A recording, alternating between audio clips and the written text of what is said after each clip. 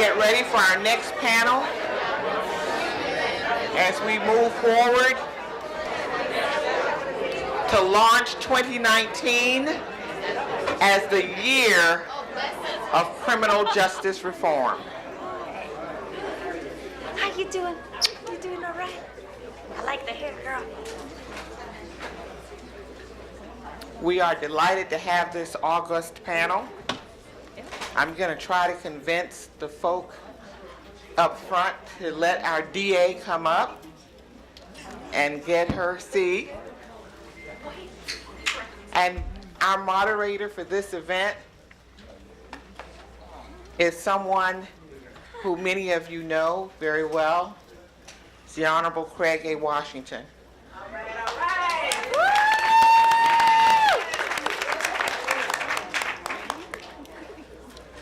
Thank you all for staying this long. Just one point of personal privilege.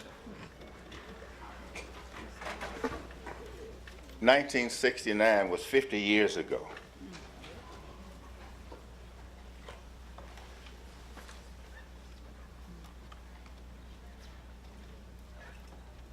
I never think I'd see this day come during my lifetime. But you tell these young people that this didn't happen overnight. And this is not the end, but the end of the beginning. You got to fight for what you have now and appreciate what we have. We got a long way to go.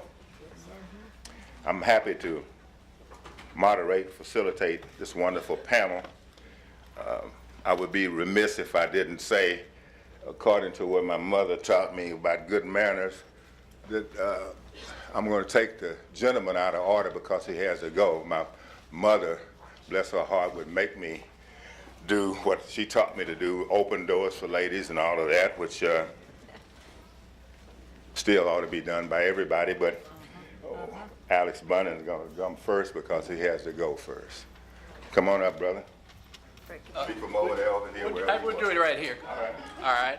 So I'm Alex Bunning. I'm the Harris County Public Defender. And the reason I'm not sitting under the right picture and I'm going out that door at 1:30 is one of the lawyers in my office was elected to the 315th District Juvenile Court, and her investiture is at 2 o'clock, and I'm to give remarks. So I got to get out the door. Which brings me to, and you may not know this, you know, this election did a lot of things. It created a lot more diversity on our bench, but you may not know, and I don't think ever before have we elected public defenders to be judges in Harris County, and we elected seven. Three of which were currently in my office when they were elected. 2 were former employees of mine, and 2 were public defenders in other places. But that's a huge change, including 2 on courts of appeals. So I apologize to my panelists because I'm going to run out the door, and I want to especially honor Craig Washington, who is a personal hero of mine. He was my congressman when I first lived in Houston. He was the only member of Congress to stand up on the floor and oppose the first Gulf War. I watched that on C-SPAN. And maybe one of the best trial lawyers Texas has ever had. So Marcia Johnson wrote me a few notes of what she wants me to talk about. It says competency of counsel, which I take to mean the quality of appointed counsel in Harris County. I practiced here many years ago. I went away. I was a federal defender in other places, came back. So I've seen it over a course of time.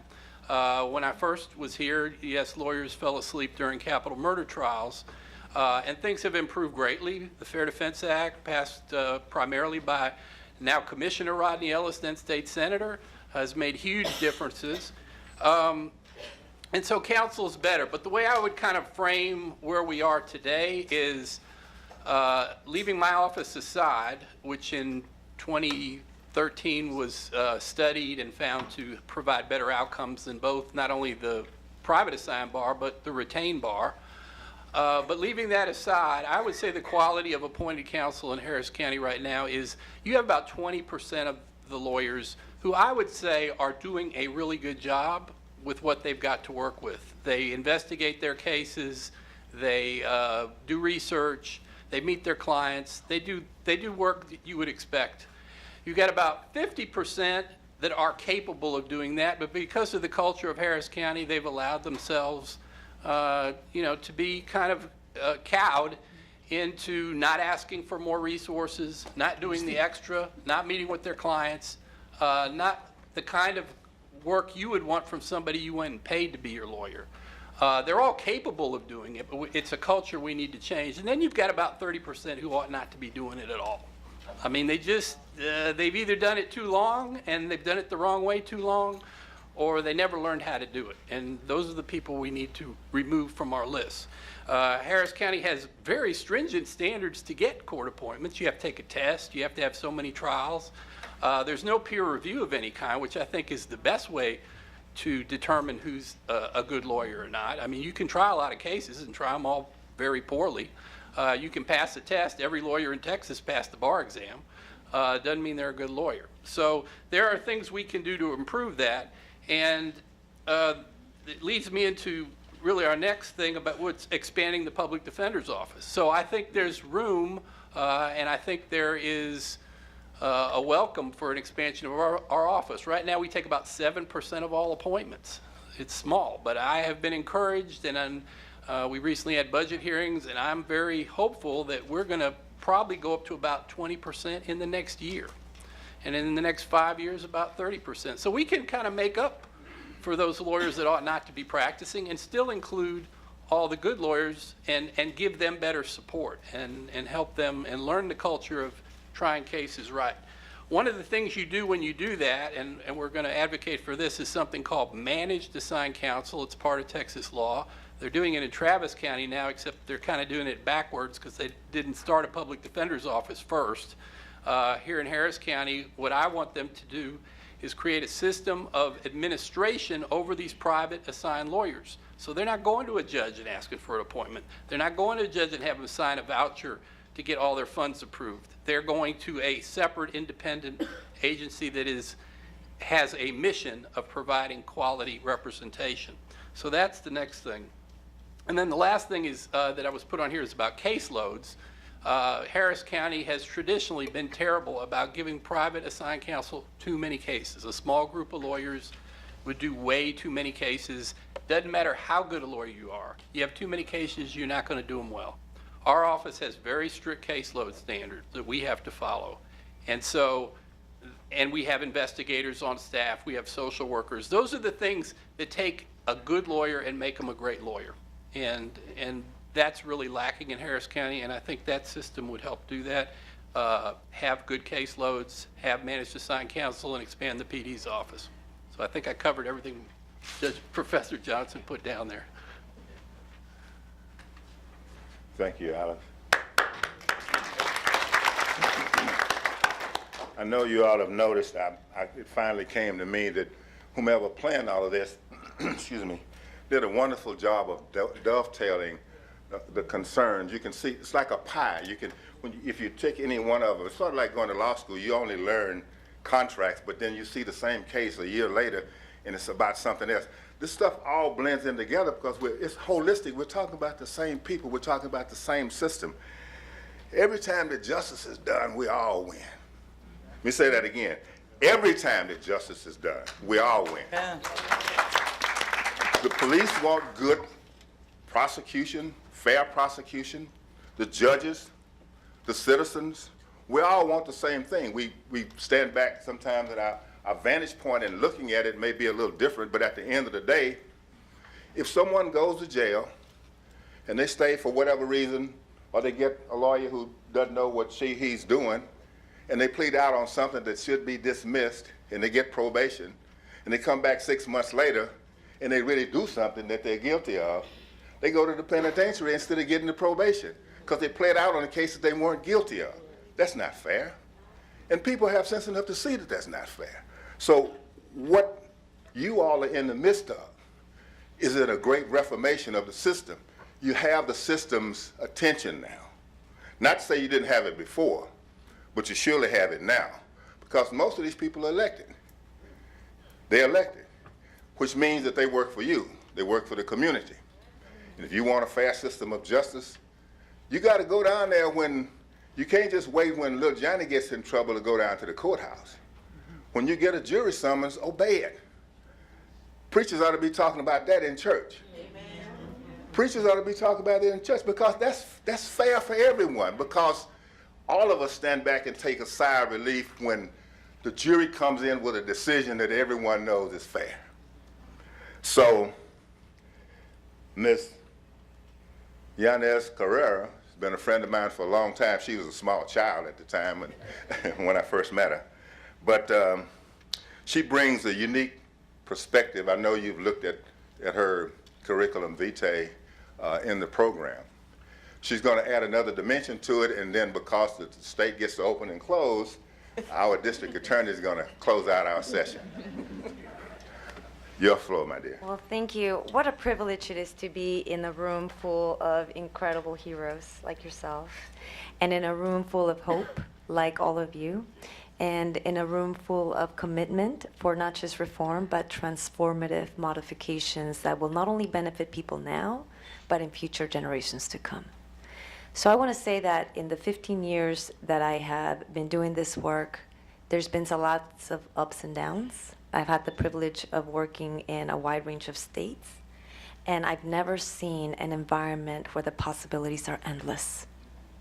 And this is the moment that we sit in right now, a room of infinite possibilities, where we can demand not just reform, but transformative changes.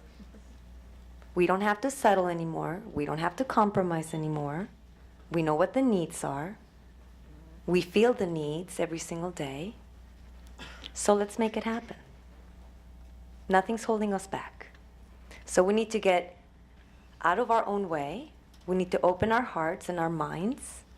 And we need to be very vocal about it. And we also need to help the practitioners make sure that it happens, because it has to be done well, and implementations need to be made, right? The hard work begins when you're at a point that you can actually make those demands, right? So when I was asked to discuss about community supervision, I just want to put things into perspective. So how many of you know somebody who's been on probation? How many? All right. Anybody think probation is easy? That's right.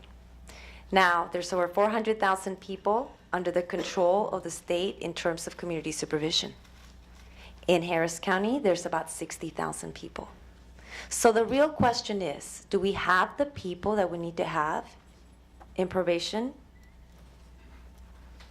Or are most of the people that are currently on probation, could they be served in better ways, in more strategic ways, in more humane ways? And when I say humane ways, we all know all of the barriers that people have to overcome when they are labeled a felon. There's over 400 restrictions in 17 types of ways, right? We know that. And we tell people deserve a second chance. How are we going to give people a second chance if they've never even had a first chance to begin with? In Harris County, the probation department depends heavily on probationer fees. 26% of their budget comes out of probationer fees. Now, if you have a felony and you can't get housing and you can't get employment and you got to pay for your basic needs, how are you going to afford those fines and fees to cover programs? Perhaps some programs that you may not necessarily be benefiting from? How are you going to do that? How are we really setting up people in community supervision to succeed? Or is it just like a process of collecting debt? Now, are we supposed to rehabilitate through a collection debt process? What incentives are we creating for orderly termination when the people that are doing well, despite the system, despite the difficulties, are being required to pay such fees? The people that are paying fees, who are having their jobs, many of which do not have transportation and are barely making it. We all know we have transportation problems here in Harris County, right? The people who have to show up and have to do their check-ins day in, whenever it is, they have to leave their jobs. all of that, they're doing all of that despite the challenges, right? So what is the incentive for early termination if there's such a high reliance on fees? What is the incentive? There is no incentive, right? Now you have a probation director, Dr. Teresa May, who I've had an honor of working with. Dr. Teresa May and I used to work at the Capitol hand in hand trying to promote evidence-based practices, okay? And there's only so many things she can do. There's only so many things that practitioners can do given the realities. But from what I heard from the previous panel, you have these awesome judges, right? Yeah. Who are starting to ask the very same questions that I'm posing right now, right? So when I say there is absolutely no excuse, I mean it. We can completely transform the system. We can make sure that whatever people have to go through are things that are actually going to improve their quality of life. And let's be very honest. Let's right-size the system. Why do we need so many people on probation? Why do we need so many fees? And why do we need so many programs that are not actually proven to help them succeed? Why should the definition of success for somebody who's a community supervision, whether or not they jumped all of these rules and regulations and things that they have to, why shouldn't the definition of success be quality of life? And why do we have to depend on the criminal justice system for somebody to get their mental health needs, their educational needs? Why do we have to do that? We know that there's a certain society or groups of people that don't have to be in the criminal justice system to get the education. We don't have to go far. We don't have to go to international ways of how to do things. We just got to look at our backyards. The people who have the resources, the people who have the support, get the support. And it is not within the criminal justice system. So why are we selling ourselves short? Why aren't we demanding that we get our needs met without having to have that felony you will not get any relief? And I will close with this. When I was undocumented and I was cleaning houses with my mama in Highland Park in Dallas, and I couldn't find a job where I wasn't exploited, and I didn't have a driver's license, and I had to go from home to home, okay? And I was living in the shadows. It's like a similar situation as being a felon. But I got relief. I finally, after INS, the INS lost my fingerprints 5 times. After I got my process, I was able to get my residency, I got relief. But the men and women who have that felony are never going to get relief, and they were born in this country. So we are creating a whole class of group of people who were born in this country, and they'll never get relief. So let's not give them that felony to begin with.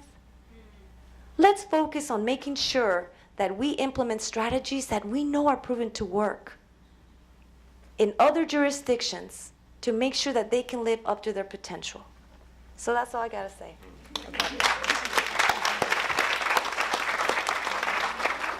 I know you all see it just like I do. The people out here is where the reform will come from. These people are at your service. In the Bible it says, I think it says, I'm not a real big student of the Bible, but someone told me that iron sharpens iron. The best prosecutor doesn't want a sorry lawyer on the other side defending the person, because not only do they have to do their job, they have to lean over to make sure that the person gets a fair trial, and 3 years later the case doesn't come back on appeal because the defense lawyer didn't do his or her job. Iron sharpens iron. A good public defender's office ensures that they stand in front of the Constitution with the defendant standing behind them. And then she can take out her sword and wail away with all the evidence that she gets from them, and that's a fair trial. That's what we all want. That's what we all want. Because when we do, we can sleep well at night because our system works. Our system works because we've agreed long time ago that when there's a stop sign, we'd all obey it. When there are red lights, we'd all obey it. If we don't obey it, we can't call ourselves a civilized society. We have to have rules and regulations. But those rules and regulations come with the imprimatur of our Constitution. And our Constitution says that neither the rich man nor the poor man may sleep under the bridge. The District Attorney of Harris County. My friend Craig Washington. Friends, let's write our perspective just a minute and look at things as the district attorney may have to look at them. You know, the public defender has one job: defend the client zealously. That's it. Activists, social change agents, I think have a broad perspective, but they are looking from not inside the system, generally outside the system, although having been in it helps a lot in terms of perspective. The district attorney has a very different job than either of those, because our job is to, quote, do justice. Well, it comes to find out, a lot of people think doing justice are different things. Look at the DAs around the country who don't agree with criminal justice reform. So, what is doing justice? Well, I'll tell you what our mission says it is. It says it is improving public safety by ensuring a fair process to achieve a just result for the victim, the accused, and the community. And so let me turn our attention to the case of Jasmine Barnes. 2 people are charged in that case. Bail was set.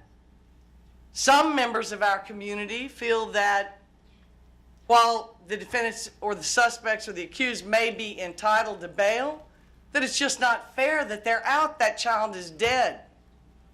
If they're out, I don't think they are. But that they could be. Some people think if they could be out, boy, we ought to really, really watch them. 1 child is dead.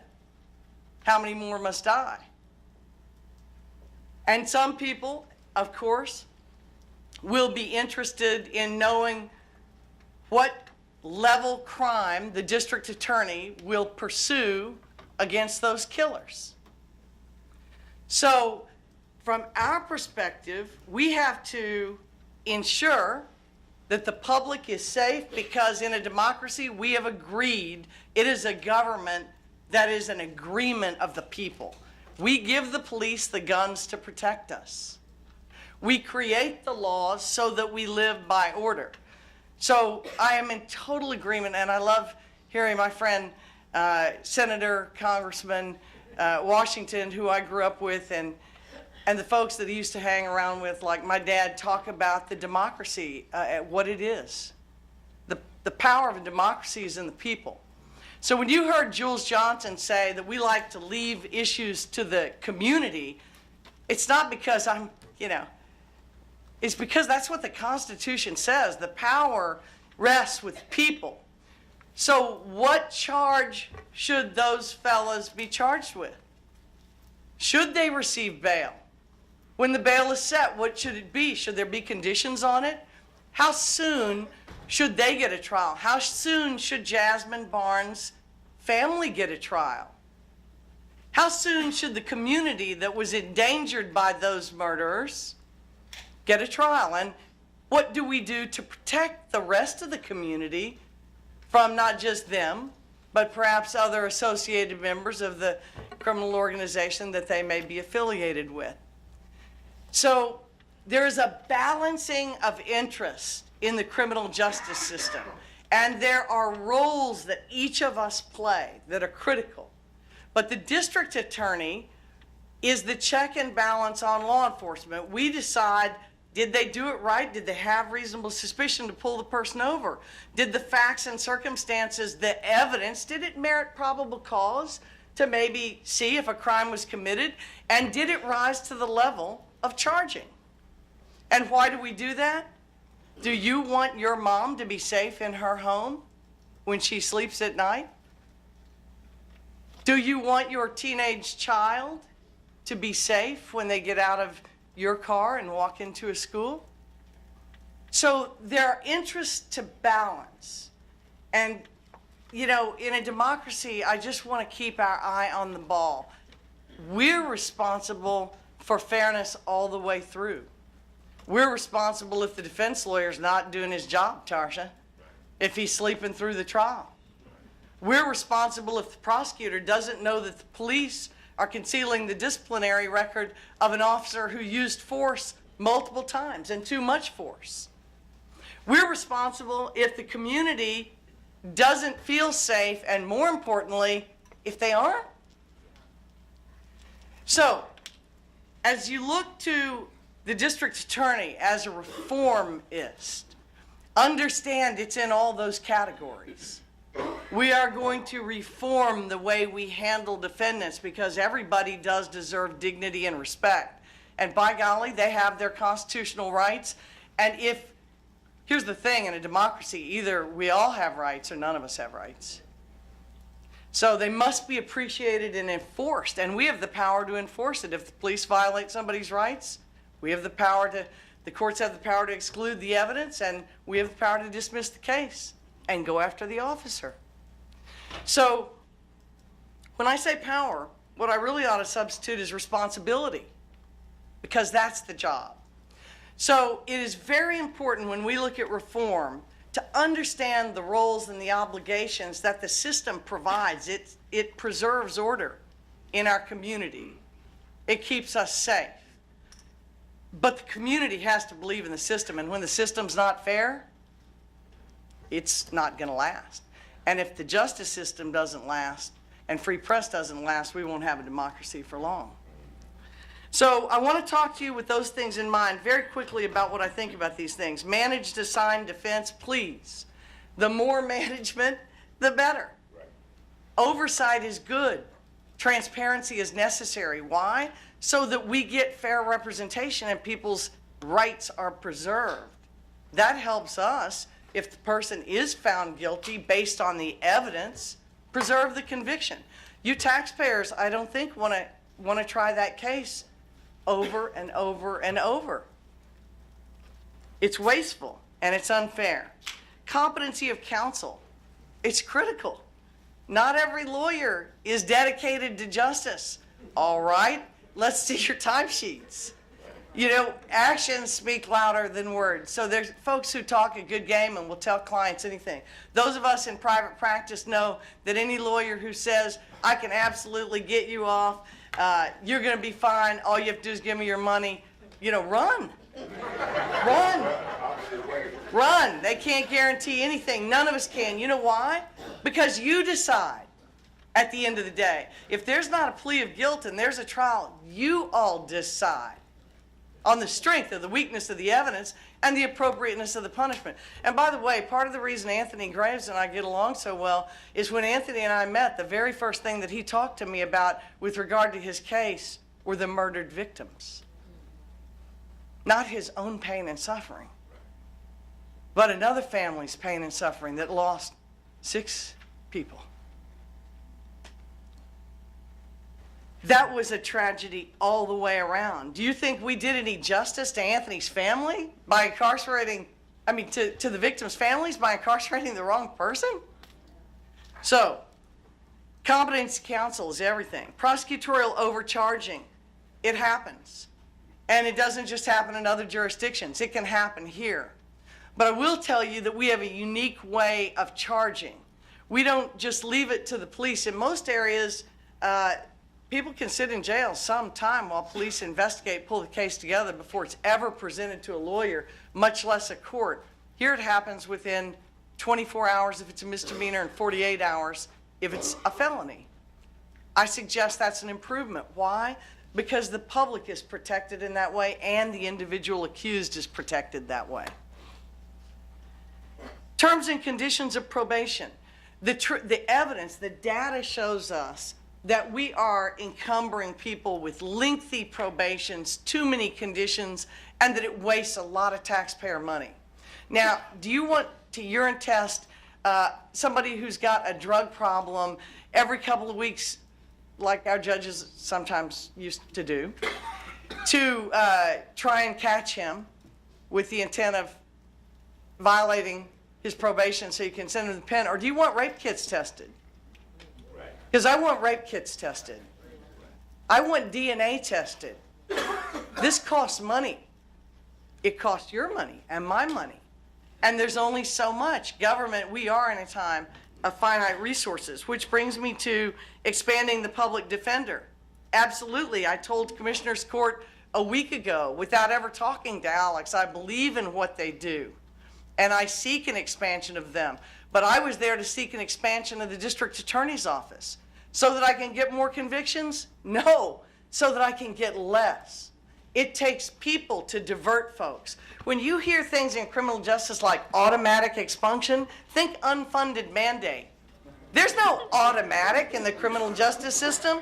A file is people, an accused and often a victim, and witnesses.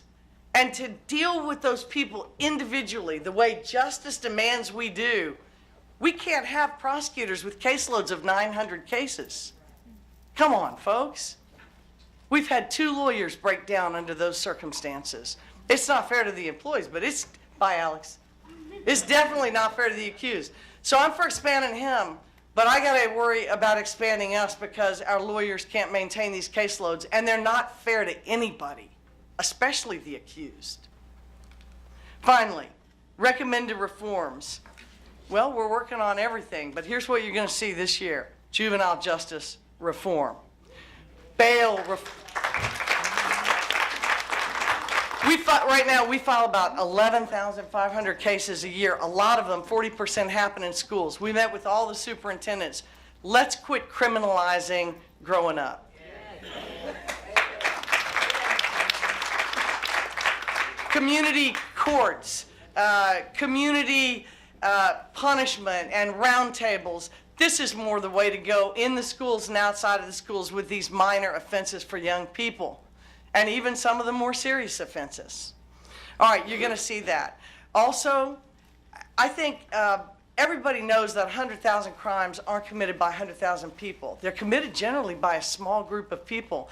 The murders we're seeing more and more as DNA and technology progresses were committed by just a few horrible, horrible crimes committed by one person across the country, dozens at a time. If we look to the people who are the riskiest in the community, then you are going to see us point them out and deliver them to the community, and you juries and jurors will decide what is the appropriate time to separate them from society to protect everyone else. So you're going to see a higher quality of case, I hope, and a narrowing of it. Domestic violence, we have to get a grip. Women and children are being murdered in this town all over the country. Domestic violence, it's difficult. Counseling, fewer conditions of probation, fewer people going to jail, more people going into treatment and counseling. They got to go to jail that night. We got to have a cooling off period. It's the law. But we need to do more intelligent things to try and keep people in the workforce, maintain their family structure, and support them. Same with the juveniles. So you're going to see more people-oriented reforms trying to bring help to people. A lot of times through third-party service providers.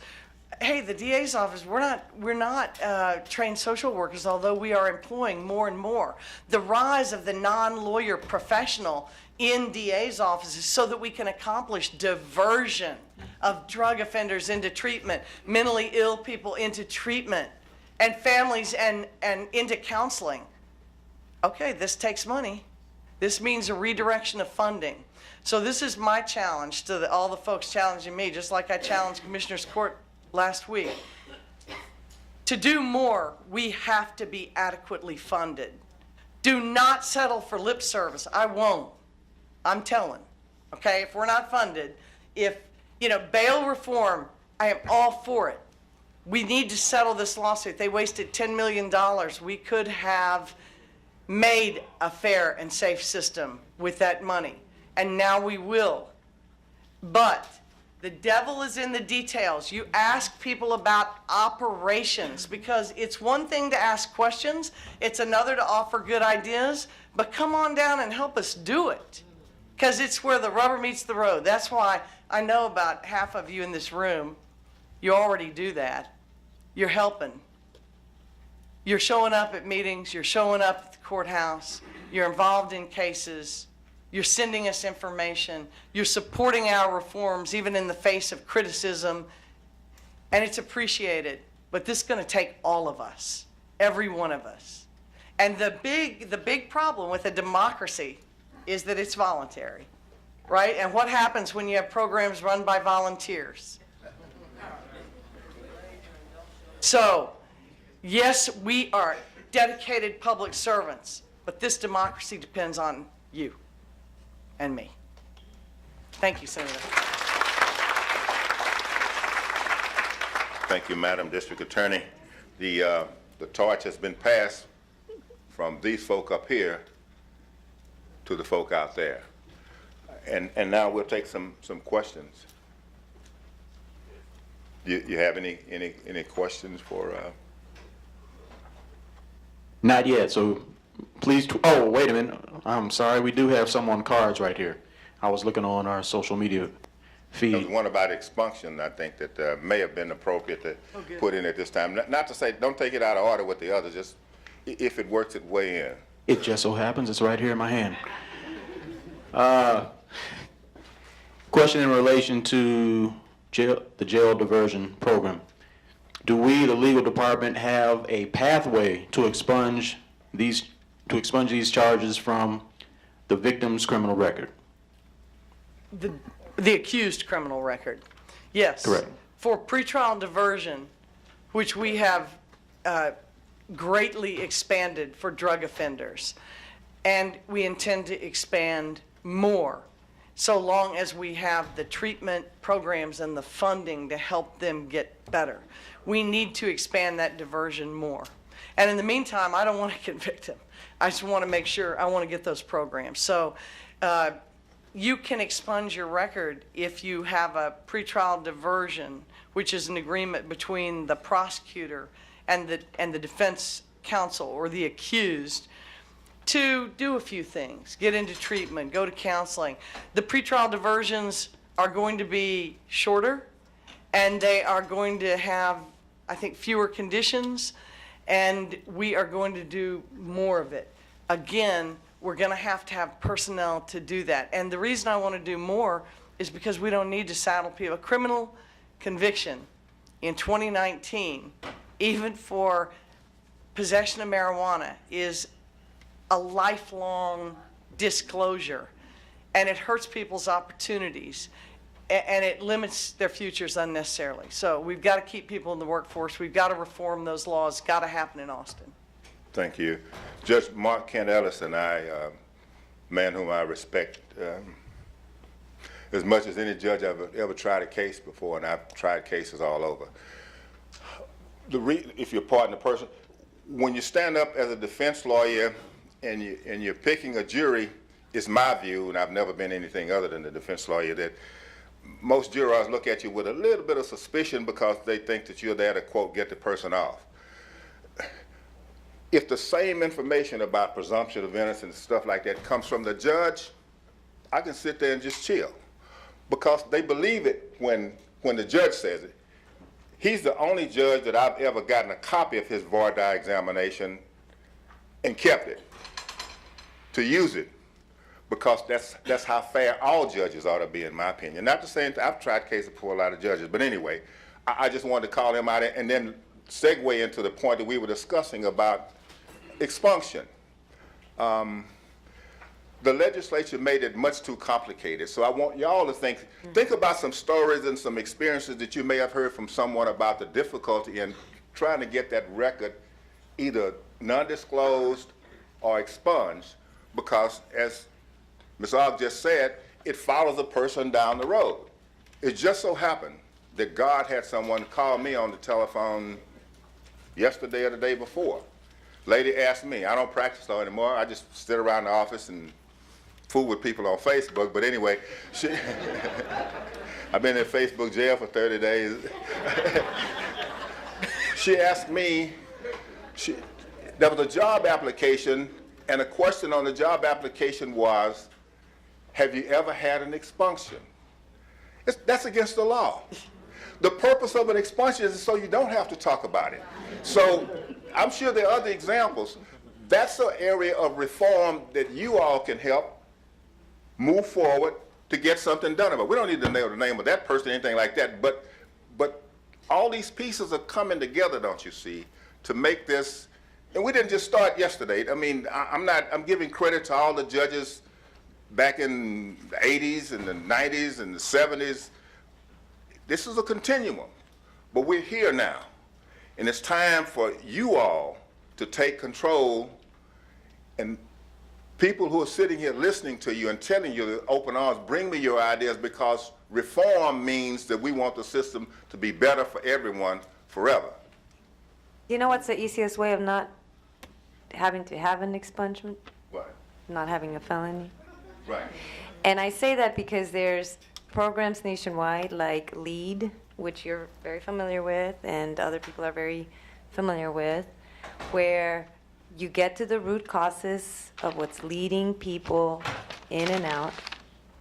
And I say this because in our years of advocacy, expungement policies are one of the most difficult pieces of legislation to pass. They are so hard. Dr. Alma Allen has filed and is probably working with, time and time again, policies to do expungement. And then people come in, they, the members are there, and then all of a sudden they get a couple of witnesses, and then before you know it, it's delayed, and it's very hard legislatively to pass. So I 100% agree that the people that have to, that those things need to be addressed. And there is no such thing as automatic. Yes, it is true. There is no such thing as automatic expungement. But I just want everybody to think, I would not be doing my job to remind people, is that we rely so heavily on the criminal justice system to address the needs of individuals who could be better served through other systems. That is so true. And if we were talking about resources and utilizing those resources effectively, let's make sure that we get to the root causes of the challenges before we ever have to, deal with the whole issue of, the logistical things that are expensive and take a lot of time, right? So. Can I make one Yes. plug here? Because I have some good news. All right. There's good news out there. We have been expunging records through the help of the PD, private lawyers, the Houston Bar, oh gosh, why am I going blank on their name, Elizabeth? Beacon Law, sorry, came to its middle age. We have all these partners, and we are doing these Make It Right days all over the county. I started when I was a candidate. My opponent, who was then the DA, copied it and formed it into this program, was able to do it better. I'm so glad she did. We picked that up. And so, elections can do good things. A good idea came out of it. The last expungement clinic that we had, and it's not just that, it's to clear up warrants, it's to clear up driving records, we even help with child support. There's a lot of partners. We have about 25 partners, and Shakira Dennis out of this school, a real star, in my opinion, and the head of our community outreach division, is coordinating those. The JPs are coordinating. We had 1,400 people at the last one. We can do a lot of good together. So we're doing it, but what needs to happen is that categories of offenses that we just don't think should stay on people's records are gonna have to be legislated into or out of the prohibition against expunction. We've got to clean up people's records. The only city in America that has more jobs than qualified applicants, jobs that pay $60,000, $70,000, refinery, energy-related jobs where people can get them without a college degree, but they're disqualified because of a possession or a credit card abuse or something that has happened in their past that's relatively minor. So let's change that. Do we have time for any more questions directed? February 23rd. Sorry, that's that's the next Make It Right day, February 23rd, out at Fountain of Hope? Fountain of Praise. You have another question there, brother? Several. As the directly impacted are most important in reforming broken systems, how do you believe the state bar should reduce the obstacles preventing formerly incarcerated people from practicing law? Yeah, they need to pass a law to do that. Formerly incarcerated people from practicing law? Well, I don't think they'd be entitled to have a law license under the, I guess that's the nature of the question. I'm going to ask a question, but actually there's an appeal process through which someone can argue to the bar. And I know this because I do have a friend who has a felony conviction on her record, but she is, as of 2019, is practicing criminal attorney in San Antonio. And so my question is this. I know. The system is broken. We talk about expunctions and things of that nature. But that doesn't address the inadequacies and inequalities and the failures of the system that go back, for example, in my existence, 20 years. So my felony conviction, my non-violent felony conviction for drug charges that directly tie to my substance use disorder and my, at that time, untreated mental health diagnoses, they don't get expunged. And so then as I move forward in my efforts to better the world in which I participate and to fill in the spiritual and emotional and systematically punitive potholes in my wake, I wonder why is it so onerous for me to be a participant in the very system that is at the forefront of the reform? I mean, that's the point. That's exactly what it's. There's 360,000 people in similar situations as yourself in Harris County alone. But you, But- for example, members of the bar are the ones who would be at the forefront of the movement to say to the state bar, this needs to change. 10% of lawyers vote in the bar poll. Right. Okay? You've got as much apathy in the profession about participating in the in the regulatory scheme and process as you do in the voting public. We're hearing lots of questions. We have to act. If Okay? I would We only have to add to that, I'm not suggesting this, but the way to make the rubber meet the road is to be otherwise qualified. That is, go to law school and be prepared to take the bar exam, save that one thing. Then you force a direct decision on that one point. In other words, if you give people 4 excuses and you remove 3 of them, that only leaves 1 excuse. And if that one excuse doesn't meet the standard of the Constitution, then it has to fall. And I plan to do so. Good. It would be very encouraging to know that the party of which 10% are voting, to which I do not belong to, Right. would be on my side as well. Well, back to Ms. Ogg's point about that. Good luck with that as far as the bar is concerned. But seriously, on the point, you see, you eliminate every possibility except the one that you cannot do away with, and that is the felony conviction. If you're otherwise qualified, that is, if you have studied law and I think you have to graduate now. You used to have to have 90 hours, but I think you have to actually graduate from law school now. And you're otherwise qualified to take the bar, then you put the onus on not really the state bar, but on the Supreme Court. You remember that's who does the licensing. Then the question becomes, is there a public policy reason, save and except the fact that you had a felony conviction 20 years ago that would prohibit you? I think Judge Ellis has an answer for that. Just for your information, so part of my job now is I'm over the Freedom Courthouse Visitor Program, which is 4,000 mainly lawyers that apply to have access to the courthouses without going to the metal detectors. I've learned way more about the lawyers in Harris County than I ever wanted to know. But I can tell you there are at least 20 lawyers who apply for that program who have felony convictions in their past. Good. And so it's not, you can become a lawyer with a felony conviction. We have a couple that went to the federal pen, again, don't ask me who they are, but anyway, but that got but got their law license. So, so it's not impossible to get your law license with a felony in your past. Thank God you're here and able to answer that question. So now, fill out your application, get your transcript, and go to law school, take the LSAT. Do you have another question? Yes. What are the helpful options, suggestions when a recently or previously incarcerated individual is having negative experiences with their current parole officer? For example, the previously incarcerated individual calls to speak to their parole officer, the parole officer is rude, belligerent, hangs up on them, etc. Can a grievance be filed? And if one has been filed, what are other steps that can be taken? This is asked by the sister of a brother that was just recently released.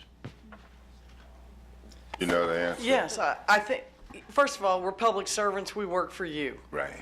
So we should be as nice as we can be. The golden rule does apply. It is important for y'all to be nice to the public servants as well, but we're presuming that that's happened.